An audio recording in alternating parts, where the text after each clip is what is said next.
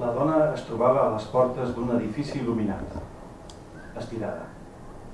Des d'allà podia comprovar que els éssers que l'acompanyaven no eren extraterrestres, ni havia anat al cel. Encara no. Potser havia pujat de l'infern. Això sí, l'acabaven de baixar d'una ambulància, sense que mogués un dit, cosa que no hauria aconseguit per si mateixa, ni tan sols incorporar-se. Mentre l'empenyien, buscava respostes en les cares del seu voltant. Aixecava el cap lleument i el tornava a recolzar, exhausta. L'arribada de la llitera a urgències exigia celeritat. S'obria camí entre malalts i personal mèdic de guàrdia, segons les indicacions que escoltava de l'equip de colors llampants. L'actuació havia de ser ràpida per estabilitzar la pacient. El cos malferit es deixava manipular igual que un maniquí de pràctiques de la Facultat de Medicina. Amb prou feines tenia esma per respirar. La dona començava a entendre el més elemental, que havia aconseguit sobreviure. Tota la resta quedava a l'aire, en segon pla.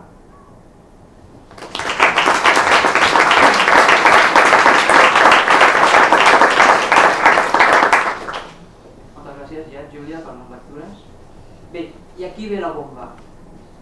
La dona no du cap tipus de documentació i no recorda qui és. I em curo un salut i passo la paraula. Què ens pots explicar d'aquesta dona misteriosa? Doncs bé, el que expliquem, com hem vist, hi ha el punt de vista d'ella, que la novel·la es va treballant amb molts punts de vista diferents, val?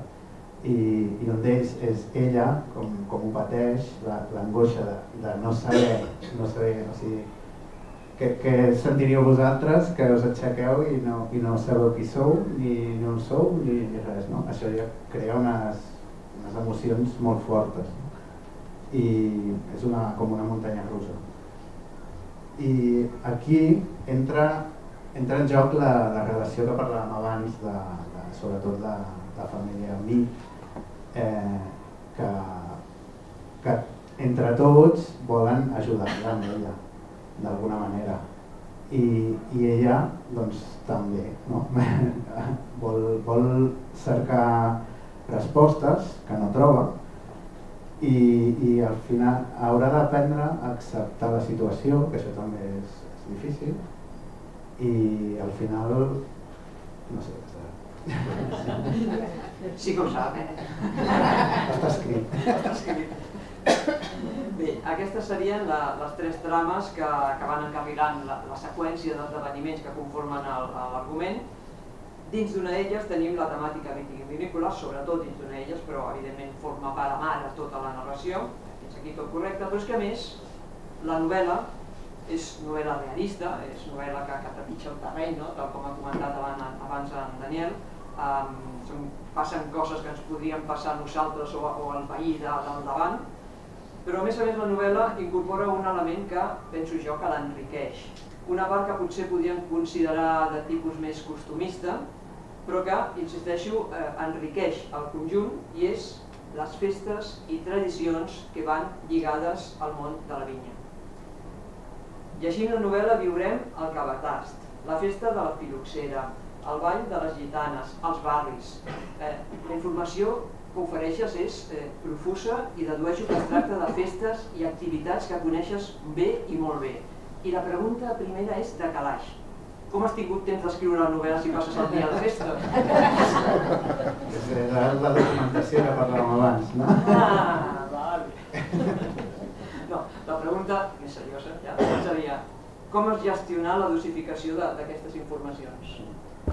Clar, primer hem de partir que és novel·la curta, clar, i aconseguir encabir tot el que estem dient pot ser o feixuc o el resultat és difícil, no?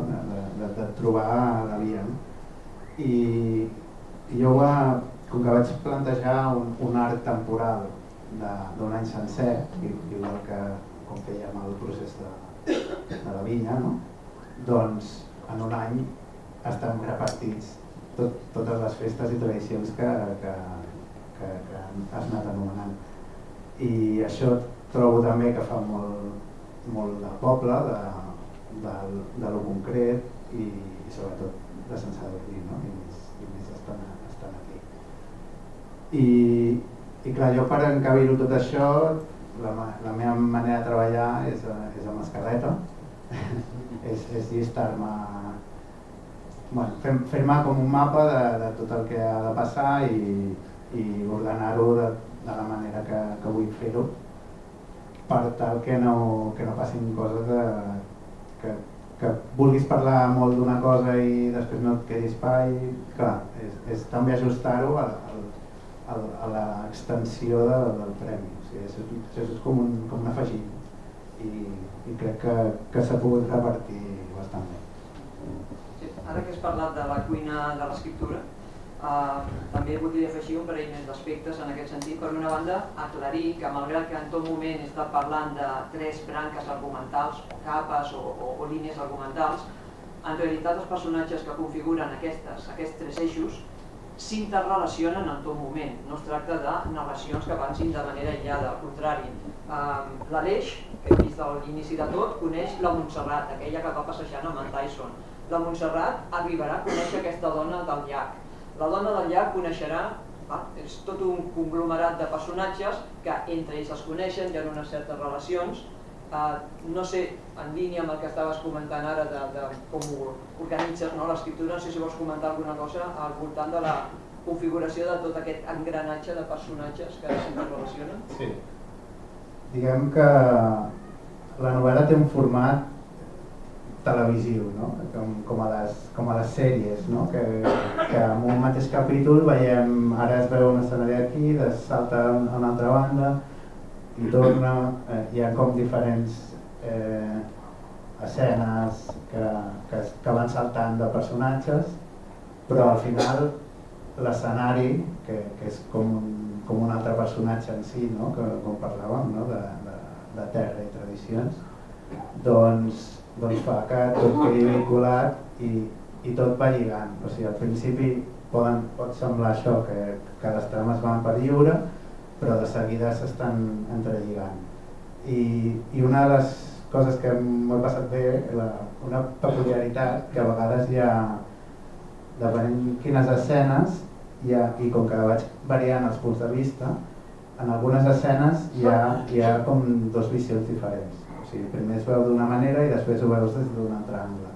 I això ha sigut divertit.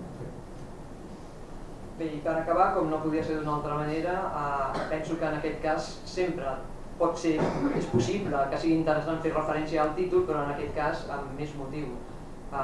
Personalment penso que és un títol molt encertat, l'Empelt. Tothom sap què és un empelt, amb tot, permeteu que us llegeixi la definició de diccionari. Diu, acció d'ajuntar 2 o més parts, tija, tronc, branca, etc., de plantes diferents, de manera que el conjunt es comporti com una sola planta. I això precisament és el que ha fet en Daniel. Amb la seva novel·la ha disposat les diferents parts de les 3 trames i les ha empeltat per oferir-nos una sola història. Com vas arribar a decidir el títol? Tenies clar des d'un inici? No. No vas clavat, Va costar, vaja, com la mateixa novel·la que ha anat fent des dels inicis, no? que ha anat variant, doncs va haver un moment que es va encendre, no? Va aparèixer i havia de ser aquest títol. I és perquè també treballa amb moltes metàfores, a part de les trames, hi ha relacions entre personatges de diferents àmbits que també es remarca, no, això, i sobretot el treball en equip, la solidaritat. O sigui, hi ha coses dures i dolentes dintre de la novel·la, però també hi ha coses positives i de reflexió cap a una cosa millor. No? I tot plegat doncs, s'empaltava molt bé amb el títol. Bé, i un darrer detall ja per anar tancant, la pregunta seria en quin gènere col·locaries tu la novel·la? Personalment, a mi el gènere...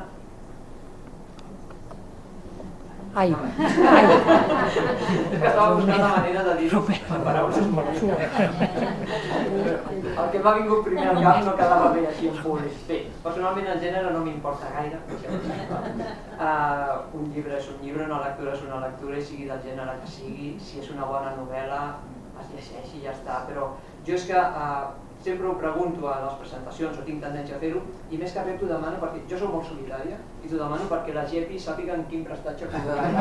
Bàsicament per això. Que ho posi davant de tot. Molt bona. Doncs és una novel·la, per mi és social, no? M'agrada molt treballar els personatges, el que comentava abans dels contrastos, no? I la manera de superar adversitats. Jo acabaria en això i també en vi, no? I cau. I públic lector, perquè en principi novel·la per adults, però fins a quin punt no pot ser també una novel·la per joves? Hi ha una mica de tot, sí.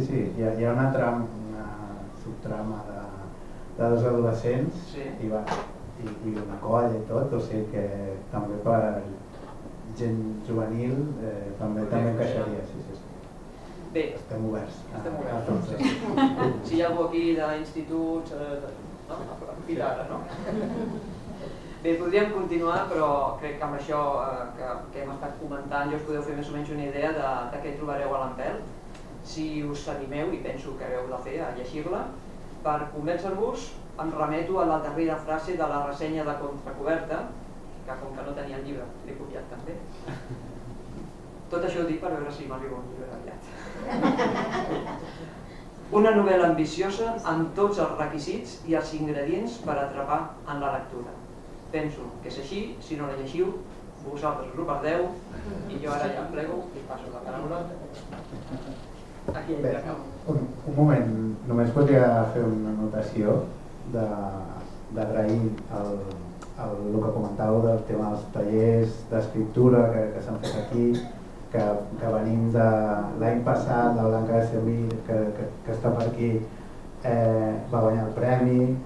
Estem engrescats en l'escriptura i d'aquí també està sortint, està naixent un club d'escriptors que en breu tindreu més notícies, però que vaja, alguns dels que han llegit o els dos en seran membres i hi ha més gent i convidem molt a aquestes tasques d'escriptura i cultura que això fan que un poble visqui.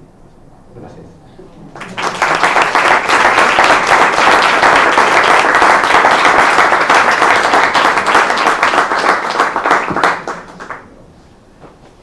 Bona tarda a tothom. El problema de tancar un acte és que quan em toca parlar a mi ja pràcticament s'ha dit tot. No podré aportar cap novetat després d'aquest col·loqui que hem tingut, després de les paraules de la Marta o de l'editor. Per tant, aprofitaré per fer un parell d'observacions, un parell de faltes. Si avui estem aquí celebrant el 9è Premi Celler de Lletres, per cert l'any que ve serà el 10è aniversari, el que passa en aquest poble que es fan tantes coses que sempre, algun any, celebrem alguna cosa. Aquest any celebrem els 25 anys de la biblioteca, l'any que ve celebrarem els 10 anys del Premi Celler de Lletres. Doncs bé, aquí davant tenim tots aquests llibres, no? No és casualitat que avui estiguin aquests llibres aquí, perquè el servei de la biblioteca d'aquí Sant Sadurní, encapçalat per la Glòria, que ara es posarà vermella, a part d'oferir aquest servei tan magnífic i de cuidar aquestes instal·lacions tan boniques que tenim, va tindre en el seu dia la sensibilitat, la visió de copsar que a les prestatgeries d'aquí a aquesta biblioteca hi havia molts llibres, però potser sí que hi havia una mena de buit de llibres de ficció, sobretot basats en la temàtica aquesta de la vinya, del vi, del municipi, no? I fruit d'això es va generar aquest Premi Celler de Lletres. L'altra cosa que vull dir, i els que més o menys ja em coneixeu, que sempre que la temàtica ho permet intento fer una mica de proselitisme del que és la causa de la pagesia, no? Aquestes setmanes hem pogut veure per als mitjans de comunicació totes aquestes manifestacions que hi ha hagut. Fa pocs dies aquí a Sant Sadurní també en vam tenir una i jo em fixava molt amb els lemes que pujaven. N'hi havia un que com a model de país estava molt ben explicat, que deia sense pagesos menjarem turistes, i n'hi havia un altre que era molt més elaborat que deia que sense el sector primari la teva nevera serviria d'armari. Agafo aquesta metàfora i la trasllado al terreny, no? on estem avui. Però de la mateixa manera que els pagesos amb els seus productes ens omplen la nevera, ens alimenten el nostre cos, els autors amb els seus treballs, cultura en general, ens omplen les prestatgeries dels nostres pensaments. És l'única cosa que ens diferencia al final, no? entre les màquines, que ara les màquines ja pensen, i els éssers humans, que som capaços de gaudir doncs, de treballs com el que avui ens ha presentat. Per tant, acabo, aprofiteu, gaudiu d'aquest llibre, donem les gràcies també a la llibreria Geti, que com sempre està aquí al darrere de tot per oferir-nos. Jo ja l'he comprat, feu el mateix i gaudiu, i ens veiem l'any que ve en el proper. Moltíssimes gràcies. Perdona que no puc, perquè no